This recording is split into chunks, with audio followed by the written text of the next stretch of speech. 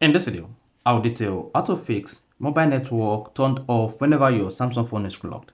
So if your Samsung phone screen is locked just like this, and this automatically turn off your mobile network or your hotspot, then this video is going to walk you through.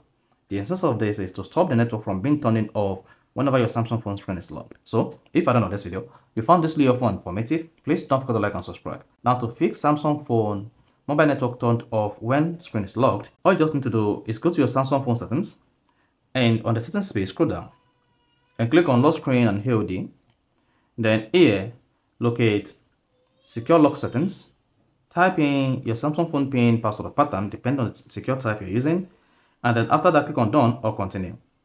Then hang on. Then here, locate lock, network, and security. Prevent Wi-Fi or mobile data from being turned off when your phone is locked. Find My Mobile uses this to connection to locate and control your phone when it is lost. Now, you need to turn on this feature that says lock, network, and security to protect your Samsung phone, mobile network, and Wi-Fi from being turned off whenever your phone screen is locked. Then turn this on. So once that is enabled, you can just go back.